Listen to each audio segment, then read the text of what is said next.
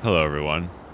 Before the haters come at me in the comments, I would like to say that the reason I'm holding the mic in my hand when it is not meant to be held in my hand is because there is a lot of noise here, and I would like to increase the signal to noise ratio. Moving on.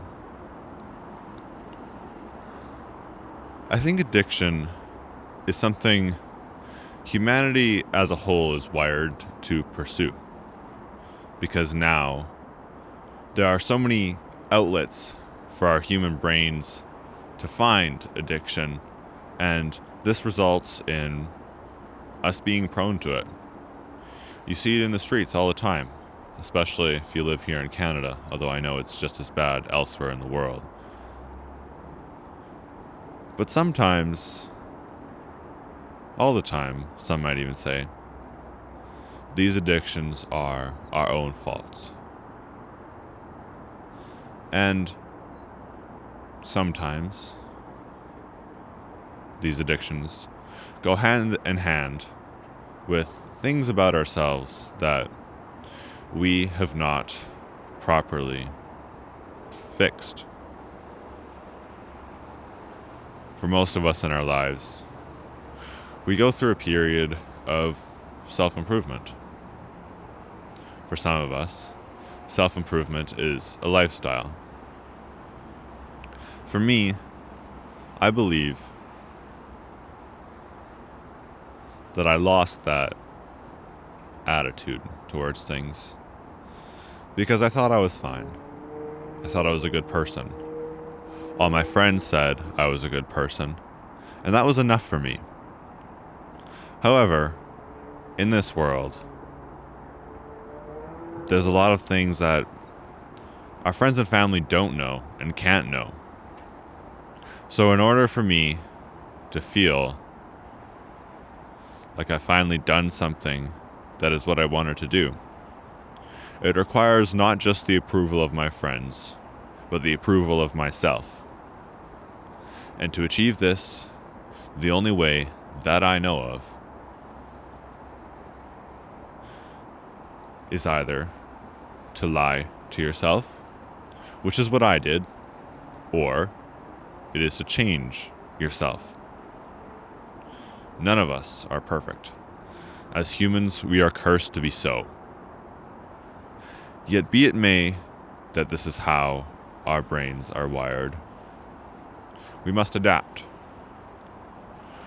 For if humanity can live in the hottest plains of Africa, yet simultaneously in the coldest wastelands of Sweden, then it must also be so that we can socially adapt.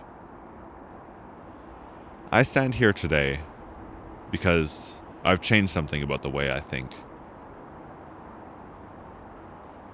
And you might think, well, you kicked your addiction. Whatever it was, good for you. But it's more than that, really. Because so many people have this naive belief that addiction can be halted by cutting off the source, whether it be drugs, whether it be video games, prostitutes even. All of these things so little talked about in this world, the addictions that we face every day. Some of them are more subtle than others. Some of them are more able to be hidden than others. Yet what they all share in common is that not only is removing the source impossible, but doing so would only change the addiction. Because addiction is a mindset. It is not a reality. So to stand here today and say that I am done being addicted is quite the feat indeed. Because it means that, unlike so many before me, I found it in me to change myself and not the world around me. Because changing the world never works. You can take the art away from the artist, but you can't take the artist away from the art.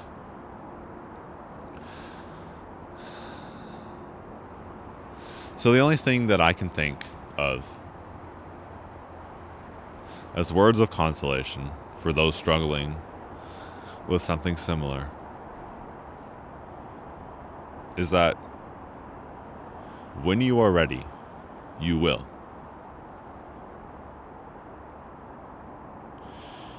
Everybody in your life, your friends, your family, your spouse even, if you have one, can tell you this needs to stop. You need to change. But none of them can make you change. None of them can look at you the way that you see yourself, see through to your soul, and say the only thing that will get through to you. You know, it's funny. We can blame the platform in the case of an online addiction. We can blame the physical item in the case of a physical addiction, whether it be to drugs or to shopping or similar. But really, none of these things will change anything about ourselves to be removed. If there was not a mall near my house and I was addicted to shopping, I would find another way. Perhaps I would turn to online shopping. Perhaps I'd go to a different store. Perhaps I'd travel to a mall. And the thing in common with all of this is that it did not change what I was or how I was acting. It only changed where I got it. So to change, you must be comfortable knowing that these outlets will be around you wherever you walk, and that there is no way to escape them. I myself here, I have an attitude about this place. I've walked these streets many times. I've taken many photos here. I've had many breakthroughs here. Yet in common between all of these moments was a lack of understanding and a lack of balance. Something I didn't understood for a very long time. Understand is that to define balance, to achieve balance, you must be okay knowing that sometimes you will fall out of balance. And the only way to fix this is to accept it. Some things in this world are constant. Paying bills. Going to work. Taking care of the people in your life. Others, specifically the more negative side, cannot be constant. Because when it comes to addiction, you know that you are capable of quitting. But much like balance, to define addiction, we must accept that the only way to get out of it is to make the choice ourselves. Understanding what has changed within myself will take much time indeed. But I sense a new chapter coming. For a long time, I figured if I was to be a man, I must act this way all the time. Yet, this was too constant. I did not know how to do this, and as such, my dreams fell apart rather quickly. So now, accepting that balance requires falling out of balance sometimes too. I know that this is something that I just need to do. If I walk here and say, I'll never walk here again, but then I walk past the next day and see something I like, I think I would walk here again.